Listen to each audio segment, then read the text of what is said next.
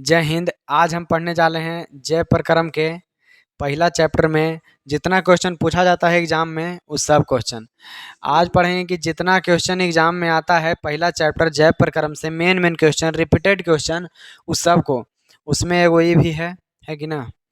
तो अब और जब हम ये जो पढ़ाए हैं अपन पिछला वीडियो में ऐसे पढ़ाए हैं कि सब क्वेश्चन बाय क्वेश्चन पढ़ाए हैं, जैसे किसके बाद कौन क्वेश्चन आएगा एग्जाम में आता है नहीं आता है कैसे पूछता है वह करके बताए हैं। बहुत इंपॉर्टेंट क्रैश कोर्स चलाए हैं। अगर आप किए होंगे क्लास तो सही है, नहीं किए होंगे तो कर लीजिएगा इसके पहले, क्योंकि इस क्वेश्चन वाला सीरीज को देखने से पहले वो वीडियो करना ज़्यादा ज़रूरी है। चलो, तुम लोग को तो सब याद होगा पहल का क्लास के बाद जी। अब वही आधार पर देखते हैं इस सब के। पहला क्वेश्चन है ना कि अमाशय में हाइड्रोक्लोरिक अम्ल की क्या भूमिका है। भूमिका अगर ऐसे आ जाए एग्जाम में, भूमिका है कि नहीं, जैसे यहाँ हमार क्या भूमिका है ना, क्या काम है, उसका क्या महत्व है, चाहे महत्व है चाहे क्या काम है, वो क्या काम करता है कि नहीं। तब तुमको सिर्फ इसके बारे में लिखना है कि हाइड्रोक्लोरिक अम्ल पेट में क्या काम करता है, अमाशय में क्या काम करता है। तो देखो, अमाशय में हाइड्रोक्लोरिक अम्ल की बहुत बड़ी भूमिका है, बहुत बड़ा काम है कि ना। ये हमारे शरीर में डेली प्रतिदिन 3 लीटर स्रावित होता है, माने 3 लीटर निकलता है। स्रावित होना माने निकलना है, जिसका मेन काम हानिकारक जीवाणु को मारना, हानिकारक हानिकारक जीवाणुओं को नष्ट करना काम है, और रोगों से सुरक्षा प्रदान करना। जैसे हम कोई खाना खाए उसमें कोई जीवाणु ये सब होगा हानिकारक, पेटे में मर जाएगा पहले, है ना, अब आगे नहीं पहुंच पाएगा। देखो, ये हाइड्रोक्लोरिक अम्ल आता कहाँ से है, तो अमाशय में उपस्थित जठर ग्रंथि से। कहाँ से? जठर ग्रंथि से। जठर रस और पेप्सिन एंजाइम, जठर रस और पेंजिम पेप्सिन एंजाइम का स्राव होता है, मतलब ये सब निकलता है। ठीक है, जो प्रोटीन को माने जो पेप्सिन है ना, वो प्रोटीन को तोड़ के प्रोटीन के जटिल अणु को, माने प्रोटीन के जो बड़ा बड़ा अणु है उसको तोड़ के पेप्टोन में बदल देता है। किस चीज में बदल देता है? पेप्टोन में बदल देता है। तो क्या कहेंगे शुरू से कि हाइड्रोक्लोरिक अम्ल की हमारे अमाशय में बहुत बड़ी भूमिका होती है। ये प्रतिदिन 3 से 3 लीटर निकलता है, स्रावित होता है। ठीक है, जिसका काम होता है शरीर में उपस्थित जीवाणुओं को नष्ट करने के लिए और रोग से सुरक्षा प्रदान करना, और हाइड्रोक्लोरिक अम्ल जठर ग्रंथि से निकलता है। इसके साथ पेप्सिन एंजाइम भी स्रावित होता है, जो प्रोटीन के जटिल अणु को, माने बड़ा बड़ा अणु को तोड़ के और पेप्टोन में बदल देता है। इतना लिख दोगे तो नंबर मिल जाएगा, ठीक है ना। हाँ, हम बोलेंगे तो सुन लेना और फिर जब पूछेंगे तब बताना। अब देखो, सेम क्वेश्चन ये भी है कि अमाशय में पाचक रस की क्या भूमिका है। अमाशय में पाचक रस की क्या भूमिका है, दोनों सेम क्वेश्चन है। देखो, अमाशय में मौजूद पाचक रस भोजन को तोड़ने में मदद करता है ना। पेट में अमाशय में जो पाचक रस है भोजन को तोड़ने में मदद करता है। अमाशय में मौजूद हाइड्रोक्लोरिक अम्ल, कौन सा अम्ल? हाइड्रोक्लोरिक अम्ल। मनीष मुड़ी ऊपर नहीं, नीचे करो, नीचे करो। हाँ, इधर ही देखना, उधर नहीं देखना। हाइड्रोक्लोरिक अम्ल के सूत्र बताओ।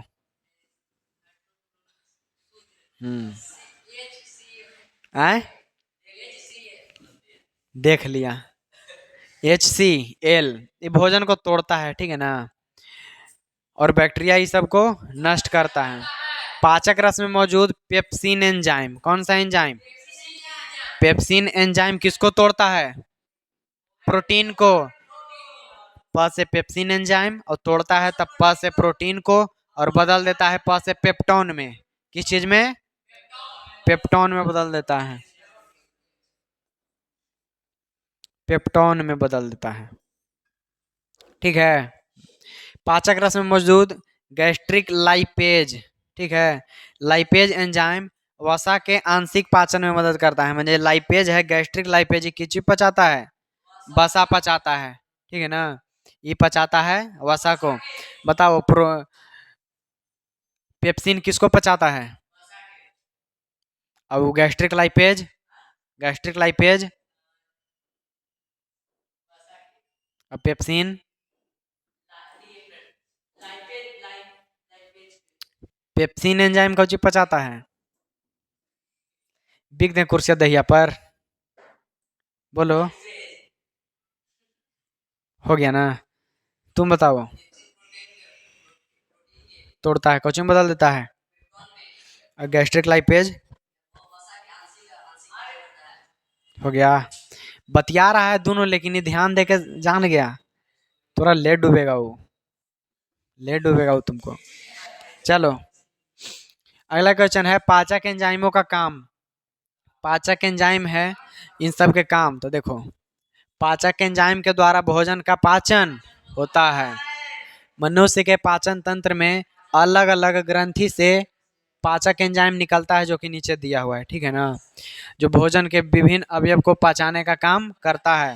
माने भोजन में उपस्थित बहुत सारा चीज रहता है, अलग अलग चीज को पचाने के लिए अलग अलग एंजाइम है ना? देखो, लार ग्रंथि से, लार ग्रंथि से निकलता है टाइलिन एंजाइम। कौन सा एंजाइम? टाइलिन, जो स्टार्च को मल्टोस में बदल देता है, स्टार्च को मल्टोस में, है ना? स्टार्च को मल्टोस में।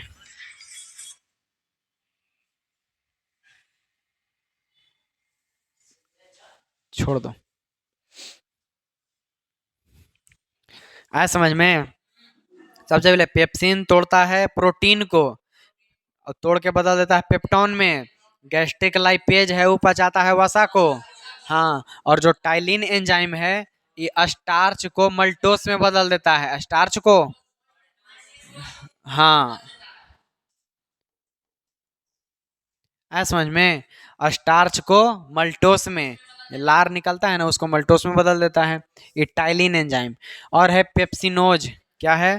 पेप्सिनोज रेनिन और हाइड्रोक्लोरिक अम्ल और गैस्ट्रिक लाइपेज एंजाइम स्रावित होता है, कहाँ से? जठर ग्रंथि से। जो अमाशय होता है ना, जे के आकार के जैसा, एकरा में इसे छोटा छोटा छेद जैसा रहता है, एकरा में जठर ग्रंथि कहते हैं। हाँ, 3 भाग में, कौन कौन बताओ? हाँ, अमाशय 3 भाग में बटा हुआ है, कौन कौन? कार्डियक, फुंडिक और पायरोलिक। कार्डियक, फुंडिक, कार्डियक, फुंडिक और पायरोलिक। अमाशय 3 भाग में बटा है, कार्डियक, फुंडिक और पायरोलिक। एकरा में छोटा छोटा छेद जैसन रहता है, ओकरा में जठर ग्रंथि कहते हैं। इसका में से निकलता है पेप्सिनोज, रेनिन और हाइड्रोक्लोरिक अम्ल और गैस्ट्रिक लाइपेज, ठीक है ना? ये सब निकलता है, वो पचाता है कौची के? तो प्रोटीन को। हाँ, यकृत, यकृत से क्या निकलता है? यकृत से निकलता है पीत, यकृत से पीत एंजाइम निकलता है, जो भोजन में वसा का पाचन करता है, ठीक है? वसा का पाचन करता है, आया समझ में? और क्या काम करता है? तो ये अम्लीय भोजन को क्षारीय बनाता है ना? क्षारीय बना, 1.5 किलो का रहता है, बसा में हमने देख चुके हैं।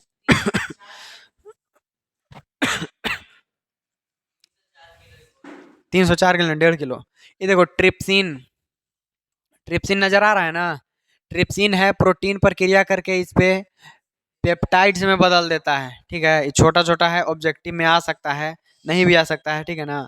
लेकिन इसको देख लेना, ट्रिप्सिन है जो प्रोटीन पर क्रिया करके इसको पेप्टाइड्स में बदल देता है। इमाइलेज है जो स्टार्च को मल्टोस शर्करा में परिवर्तित कर देता है। स्टार्च समझ रहा है? लार, लार कैसा लगता है? मीठा मीठा लगता है ना? हाँ, तो ओकरा मल्टोज शर्करा, मल्टोज शर्करा में इसको बदल देता है। ये सबसे ऊर्जा मिलता है हमनी के, ठीक है? जो लाइपेज है ये वसा पर क्रिया करके फैटी एसिड एवं ग्लिसरॉल में तोड़ता है। जो लाइपेज है ना, वसा पर काम करके, वसा वाला चीज खाते तिलहन वसा वाला हमने ये चीज खाते हैं तो देखता है कोई फैट हो जाता है, मोटा हो जाता है। कैसे? लाइपेज है जो वसा पर क्रिया करके फैटी एसिड और ग्लिसरॉल में बदल देता है, ठीक है ना? ग्लिसरॉल एकदम तेलहन जैसन रहता है ना, तेल तेल चिकना चिकना। जी, हाँ हाँ,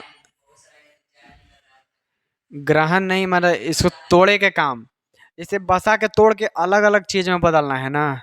बसा को तोड़ता तो सब है, लेकिन बदलता है दूसर दूसर में। हैं? ऊर्जा नहीं ले लेगा वो, खाली ऊर्जा लेवे से हो गया, और शरीर में तो कुछ लगना चाहिए। तेल वाला खाएगा तब फैट बढ़ जाएगा। बढ़ जाता ना फैट, और फैट रहता है कैसन? पीला पीला के रहेगा, ऐसा रहेगा। ऐसा रहेगा ढेर मानी एकदम पीला पीला थका थका। ठीक है। अगर हमको दिक्कत, ये जैसे फैट वाला खाया, तेल वाला खाया तो ग्लिसरॉल, जब फैट रहता है ना चर्बी जेकर, चर्बी पीला पीला रहेगा, छोटा छोटा, देखे हैं खुद से। और तेल जैसन, उसको छान देगा तो तेल निकल जाएगा एकदम। हाँ। तो हाँ, ऑपरेशन में कि ना निकला ना है, वो क्या हो रहा था तो हम देखे थे खाली। न- वो देखे से वो में कुछ ना, एकदम घिन भर जाता है वो में, है ना। और जो पेट वाला हो रहा था ना ऑपरेशन, तो में आंत ऊत के सब निकाल के, आंत एकदम फूला फूला था, ऐसे निकाल के साइड कर दिया पहले।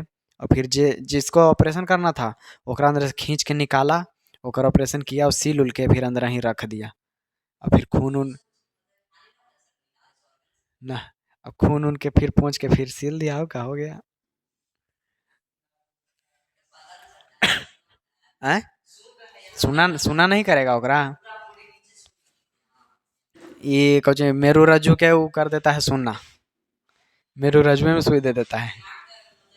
दिमाग दिमाग काम करता है, लेकिन दिमाग तो काम करेगा, दिमाग सोचेगा कि हाथ हटा दे, नहीं हटा पाएगा, लेकिन सुनना है, दर्द ना होता है, कुछ नहीं। हाँ, दिमाग एक्टिव है। दर्द पता कैसे लगता है? नियंत्रण एवं समन्वय में दर्द कैसे पता लगता है हमनी के? ये मा मेरू रज्जु सुन है, मेरू रज्जु सुन है। नहीं, कैसे नहीं? खत्म, खत्म। जकरा जकरा पैरालिसिस मारल रहता है, पैरालाइज रहता है, तो दिमागवा तो काम करता है, और हाथवा गोड़वा हिलता है, मेरू रजुए खत्म। देखो। हाँ।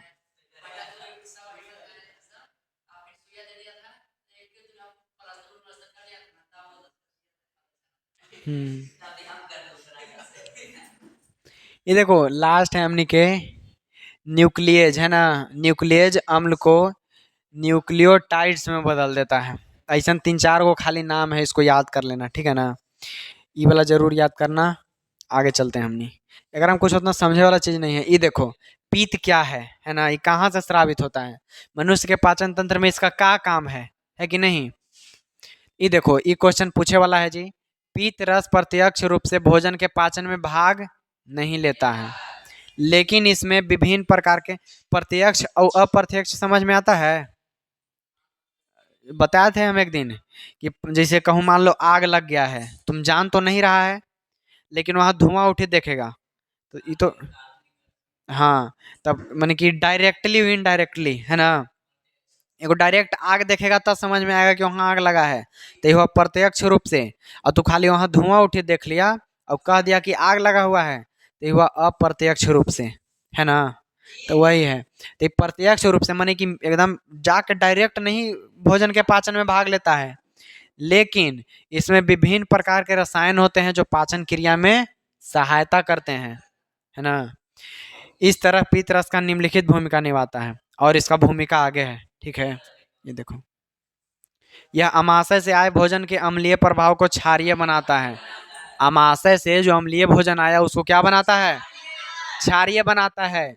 ये जीवाणुओं को मारता है, तथा इसकी उपस्थिति में ही अग्नाशयी रस कार्य करता है। जब पित्त रहता है ना, तब ये अग्नाशयी रस काम करता है। यह वसा में घुलनशील विटामिन के अवशोषण में सहायक होता है। जो वसा में घुलनशील विटामिन है उसका अवशोषण करने में, हमनी के शरीर के अवशोषण करवाने में शामिल रहता है कौन? पीत रस। पीत निकलता है कहाँ से? यकृत से। यकृत से। और जमा कहाँ रहता है? पित्ताशय में। यकृत से निकलता है वो पित्ताशय में जमा रहता है। यह कुछ विषैले पदार्थों, देखो कुछ विषैला पदार्थ जैसे कोलेस्ट्रॉल और धातुओं के उत्सर्जन में सहायक होता है। धातु के उत्सर्जन और कोलेस्ट्रॉल के उत्सर्जन में सहायक होता है। उत्सर्जन मतलब निकालने में, है ना। अब देखते हैं दीर्घ रोम क्या है। ठीक है, दीर्घ रोम इस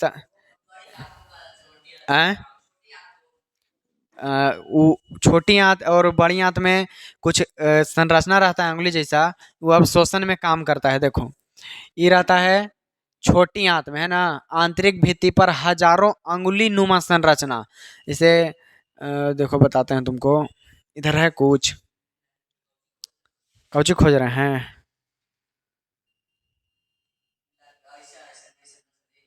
हम पार देते हैं ना। ऐसे मान लो छोटी आंत है तो एकरा में एकदम छोटा छोटा ऐसन, एकदम सटल सटल रोमा जैसन, जैसे है ना रोमा। और जिभिया पर हमनी के कैसे है, जिभिया पर उठल रहा है स्वाद कलिका, वैसने ही रहता है दीर्घ रोम। ठीक है ना, ये हजारों के संख्या में रहता है अंगुली नुमा जैसन संरचना उठा हुआ, जो दीर्घ रोम कहलाता है। क्या कहलाता है? चाहे रसांकुर, है ना, रसांकुर चाहे दीर्घ रोम रहता है कहाँ? रहता है कहाँ? छोटी आंत के दीवार पर, है ना। दीर्घरोम के कार्य पचे हुए भोजन के अवशोषण के लिए तल से क्षेत्र बढ़ा देते हैं। जिससे कुछ अवशोषण करना है ना, ऐसे हम कर देते हैं। ठीक है, मान लो यहाँ से अगर अवशोषण होगा, अवशोषण होगा, अगर ये चिकना रहता तो कम अवशोषण रहता होता, लेकिन ये जब ज्यादा है तो अवशोषण यहाँ इधर से भी होगा, इधर से भी होगा, इधर से भी होगा, इधर से भी होगा, इधर से भी होगा, इधर से भी होगा। तो इसको क्षेत्र बढ़िया ना अवशोषण करेंगे, तो यही है अवशोषण तल क्षेत्र बढ़ा देते हैं। प्रत्येक दीर्घरोम में सूक्ष्म रुधिर वाहिकाओं का जाल फैला रहता है। दीर्घरोम की सतह से पचे हुए भोजन का अवशोषण होता है। दीर्घरोम से कुछ होता है, पचा हुआ भोजन के अवशोषण होता है तथा यह रुधिर वाहिकाओं में चला जाता है। कुछ में चला जाता है, हाँ, रुधिर वाहिका माने रुधिर मतलब खून, और वाहिका खून में जाके मिल जाता है। ठीक है ना, विटामिन रहता है जो कहाँ से हाँ, केकर सहायता से? दीर्घ दीर्घरोम के सहायता से अवशोषित होके खून में मिल जाता है भोजन में से एंजाइम।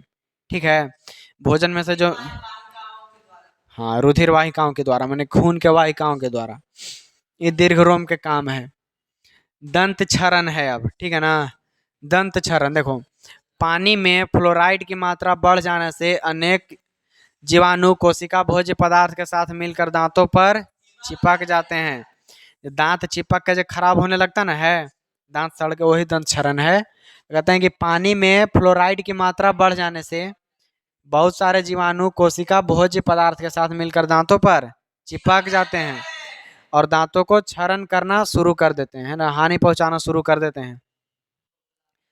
क्योंकि भोजन अम्ल से अभिक्रिया करके दांत की परत को मुलायम कर देता है। देखो, जो भोजन है हमनी के मुंह में अम्ल निकलता है ना, अम्लीय, तो अम्ल से अभिक्रिया करके और दांत के परत के मुलायम कर देते हैं, है ना। दांत पर कौची है सबसे हार्ड परत?